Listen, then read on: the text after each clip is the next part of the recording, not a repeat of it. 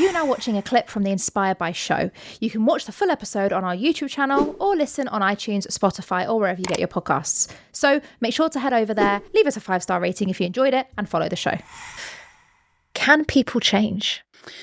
Yeah, that's interesting. Well, I know that I've changed. I think when I was in my early, especially as a teenager, I was very selfish because I went out there and I just wanted to take life. And I didn't care about the consequences. I hadn't really been taught how to be mindful of other people. And though I gave so much when I was younger, I kind of had that attitude. Well, fuck you. It's my turn now, and that was how it felt. But then you reap the consequences of that, because then karma comes back at you because you keep taking and it's going to come back at you. And that's not why I attracted troubling relationships, because there's a need in two people when they come together. You have a need in that person, so you need to see something in them that's bad behavior in yourself, and vice versa. So I guess I just... eventually, I think I got to the point where I'd lost my daughter when she was taken from me, and I was so desperate to find her that sorry, I still can't talk about that.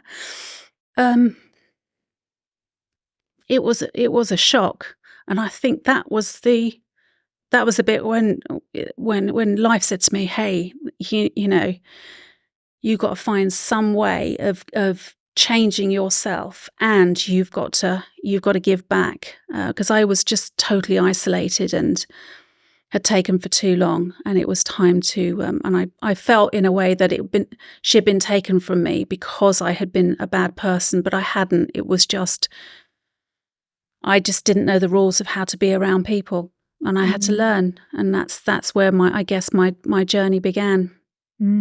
Yeah, it's such an inspiring story that you have opened up and shared there, Amanda, because so many people, we look back and we go, God, if only I changed earlier, and you and I have both talked off camera many a time about how sometimes these signs come up and we're like, wow, what's this trying to show me? And often if we don't see the smaller signs, there are bigger signs that show up. And what was going through your mind at that time with your daughter? And you've now got this massive new observation, new insight, but also equally new pain.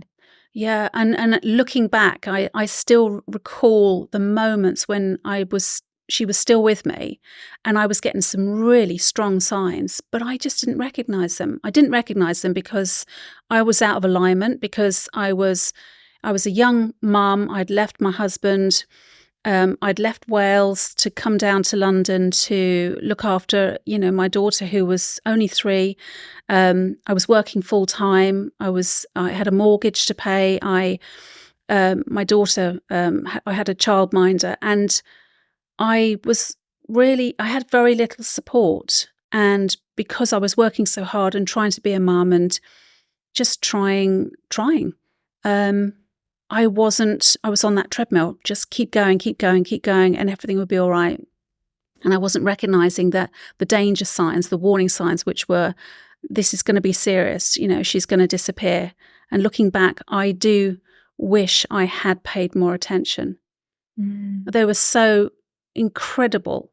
I mean, I remember one occasion, it was a carnival that was coming through in North London where I lived. And I took my daughter out, and we were going to go to McDonald's and give her something to eat beforehand. And then I was going to pick my grandmother up, and we were going to go and watch the carnival come through. And she literally ran through McDonald's right up to the counter to this strange man, and stood looking at him, grinning at him as if she knew him really well.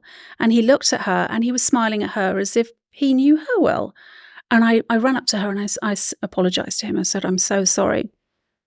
But it turns out he did become a friend.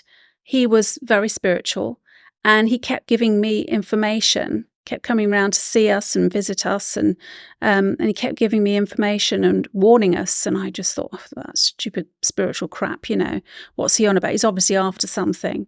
And I totally ignored it. And within a few weeks, she'd been taken from me. So I did have some big warning signs, but how would I guess I had no framework to work from. I could not possibly translate that at that time. So I made it my mission to understand about the language, the universe, what the subtle energy messages are and why we need them so badly. Yeah. And I think it's heartbreaking when you have to hear something and experience something so life-changing for us to listen, you know. And when it came to that experience in your life and your daughter, what did you then do, you know, in that moment? She's been taken, this, you know, the signs were there. Like, how did you process that? There was a lot of anger. And I just assumed that people would help me. The police would help me. The solicitor. I went through 5 different solicitors because of the complexity of what had happened. Not only did I lose her, but I also had a very complex situation with a neighbour who became a stalker. And so because of the danger, and they just changed the Children's Act, they put protection on her so that she was automatically protected because I was in a vulnerable situation. And I was just so infuriated. And I fought. I went to solicitors, I did research, I joined groups, I did everything I could, but nothing took me close. In fact, it just seemed like my ex-husband was getting away with murder and I was just not being heard and nobody would listen to me. And the only thing I had left, I remember getting a pamphlet through the door one day, or it was a newspaper, I can't remember. I just remember seeing this box and reading this application that you could fill in, which was to get a numerology report. And I thought, I don't know why, but something is telling me so strongly I've got to get this. And I remember it being £20 and I had no money. I found the money and this report came through to me eventually. I was waiting anxiously for it for days and it arrived and it told me everything that I didn't want to hear, which was you're basically selfish, you're disconnected from the world, you don't care about anyone but yourself, you're full of your own woes and you're vulnerable and you're a victim and all this. And that's when I started waking up thinking, hang on a minute, then I have created this, then I've got to do something about it. And I just had this intuition, which was, well, if you wrote everything that was really negative about yourself and wrote the complete opposite, then maybe you've got a chance to change it. And I did that. And bizarrely, that's what I went on to teach people, because I didn't even realize at the time that I was creating my own affirmations. Wow. Yeah. That's the heartbreaking part though, isn't it? Yeah. Yes, because obviously there's the things that have happened, but it's when we actually let go of the blame, I think, in a lot of places. And I think a lot of people struggle with things that are going on to them. And what we don't realize is we're blaming external. And actually there's always some part, even the smallest amount of responsibility